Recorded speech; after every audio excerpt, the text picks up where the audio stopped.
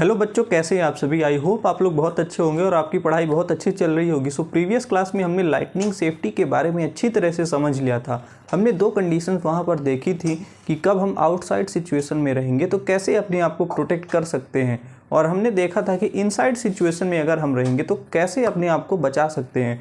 तो अब हम अपने चैप्टर में आगे बढ़ते हैं। क्लास 8 साइंस के चैप्टर सम नेचुरल फिनोमेना में हम आगे बढ़ते हैं और हम देखते हैं कि अर्थक्वेक क्या होता है। तो अर्थक्वेक के बारे में समझते हैं और समझते हैं कि अर्थक्वेक क्यों होता है, कैसे होता है। स्ट्रक्चर ऑफ अर्थ देखेंगे जहाँ पर हम समझेंगे कि क्रस्ट क्या है, मेंटल क्या है, कोर क्या है। इन चीज़ों के बारे में भी हम डिस्कस करेंगे और फिर धीरे धीरे हम आगे बढ़ते जाएंगे इस चैप्टर में। तो स्टार्ट करते हैं अर्थक्वेक से। तो अर्थक्वेक क्या होता है? तो अर्थक्वेक का मतलब है कि it is the sudden trembling of the surface of the earth. तो अर्थ की जो सडन ट्रेम्बलिंग है, अचानक से जो अर्थ जो है वो ट्रेम्बल करने लगती है, यानी थोड़ा सा सिहर जाती है या फिर कांप जाती है। तो इस नॉर्मल लैंग्वेज में कहें कि अर्थ जो है तो जब हल्का सा कांप उठती है तो उस घटना को हम क्या बोलेंगे कि अर्थक्वेक आया है। तो जब भी ऐसी सिचुएशन होती है तो हम कहेंगे कि अर्थक्वेक आया है अर्थ की सरफेस पर। तो it is the sudden trembling of the surface of the earth. तो अर्थ की जो सरफेस है, जो भी सरफेस है अर्थ की, अगर उसमें थोड़ा सा भी ट्रेम्बल होगा, थोड़ा सा भी वो ट्रेम्बल करेगी तो उस सिचुएशन में क्या होगा कि अर्थक्वेक आएगा। हम ऐसी सिचुएशन को क्या बोलेंगे कि यहाँ पर अर्थक्वेक आया है।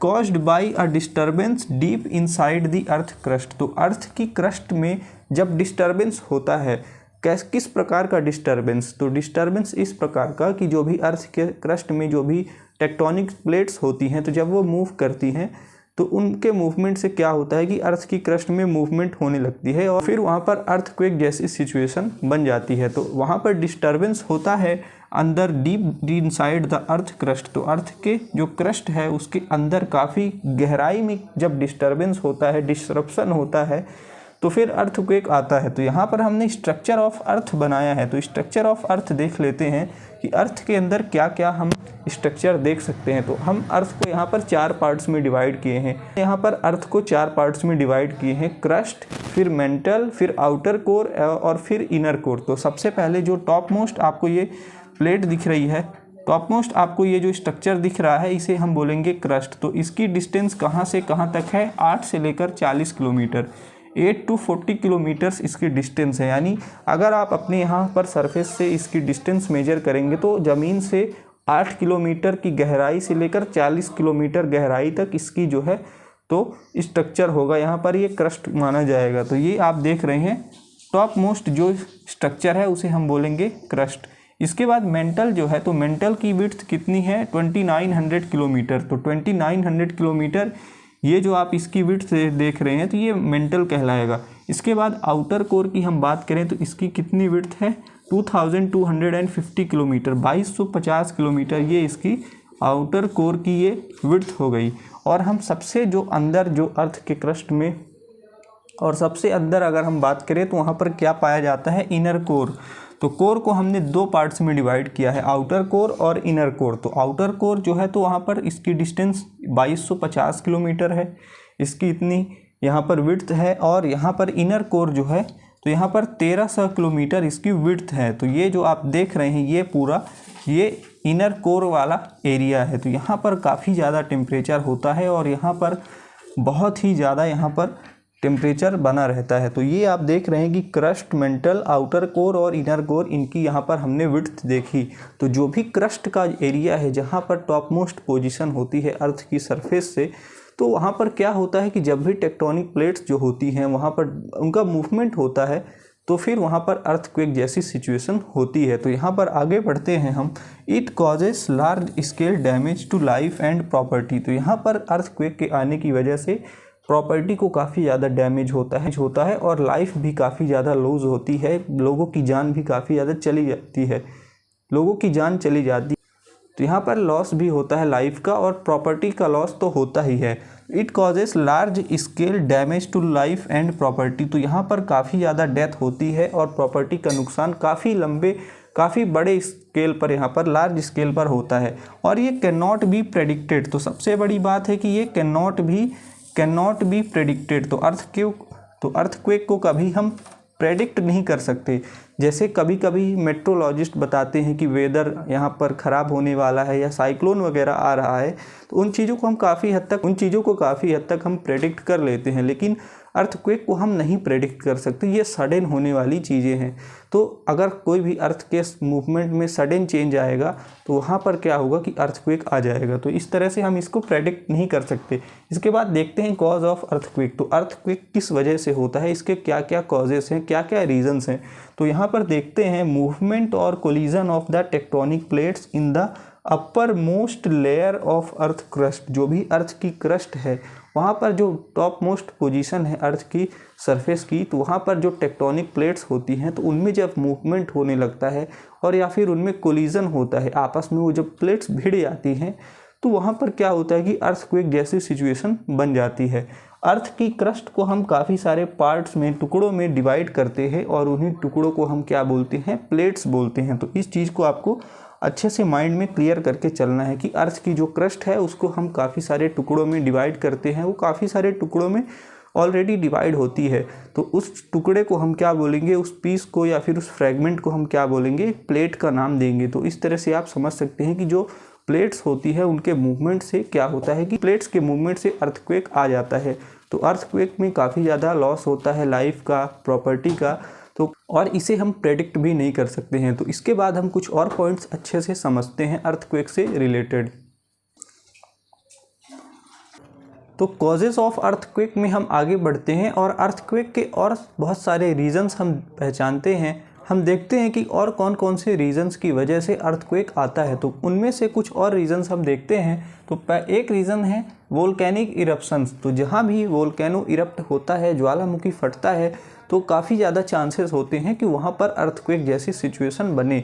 तो वहाँ पर क्या होता है कि जो मैग्मा है जो मूवमेंट करता है और एक्सप्लोजन होता है वोल्केनो में, तो उससे क्या होता है कि ग्राउंड जो है वो ट्रेम्बल करने लगता है। वहाँ की जो ज़मीन है, वहाँ की जो धरती है वो कांपने लगती है, ट्रेम्बल करने लगती है, वो सिहर उठती है। तो इस वजह से वहाँ पर अर्थक्वेक आ जाता है, वहाँ पर ट्रेम्बल होता है, अर्थक्वेक जैसी सिचुएशन बन जाती है। तो वोल्केनो के इरप्ट होने से भी क्या होता है, अर्थक्वेक होता है। इसके बाद नेक्स्ट पॉइंट है अंडरग्राउंड न्यूक्लियर एक्सप्लोजन्स या फिर टेस्ट। तो काफ़ी जगह पर अंडरग्राउंड न्यूक्लियर एक्सप्लोजन्स होते हैं, गवर्नमेंट्स करती रहती हैं एक्सप्लोजन या फिर टेस्ट वगैरह। कुछ कंट्रीज़ जो हैं वो सीक्रेटली करती रहती हैं, न्यूक्लियर टेस्ट करती रहती हैं, तो उसकी वजह से भी अर्थक्वेक आ जाता है।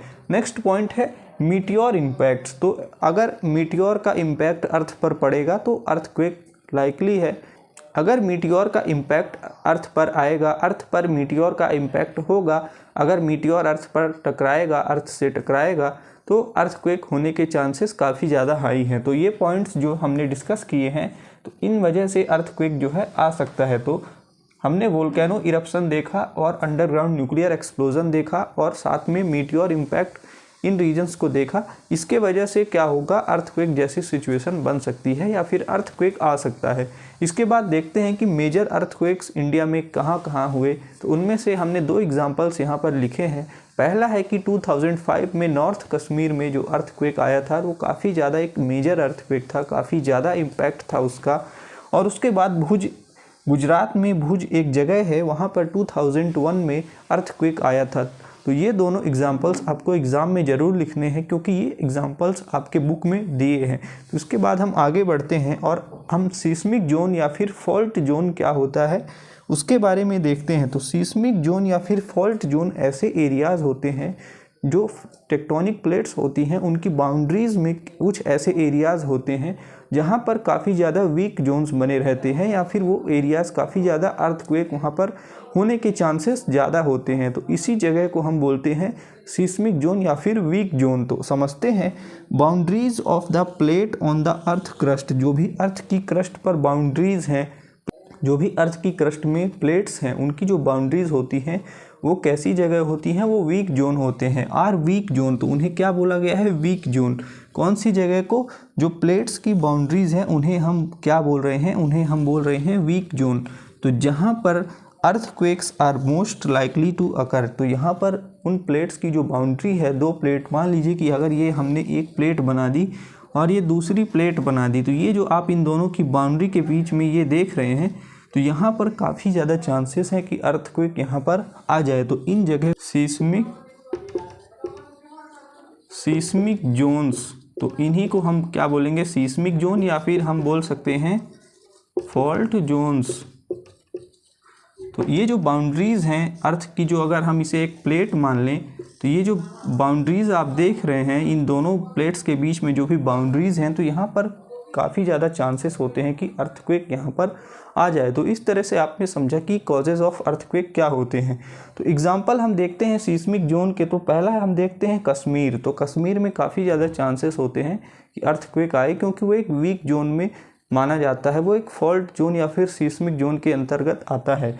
उसके बाद वेस्टर्न एंड सेंट्रल हिमालयाज़ हो गया, नॉर्थ ईस्ट इंडिया हो गया, रन ऑफ कच्छ हो गया, एंड राजस्थान एट्सेट्रा। तो हमने काफ़ी सारे जगह का नाम लिया है यहाँ पर। रन ऑफ कच्छ हो गया, राजस्थान हो गया, वेस्टर्न और सेंट्रल हिमालयाज़ हो गया, और साउथ इंडिया में भी कुछ कुछ पार्ट्स में होता है।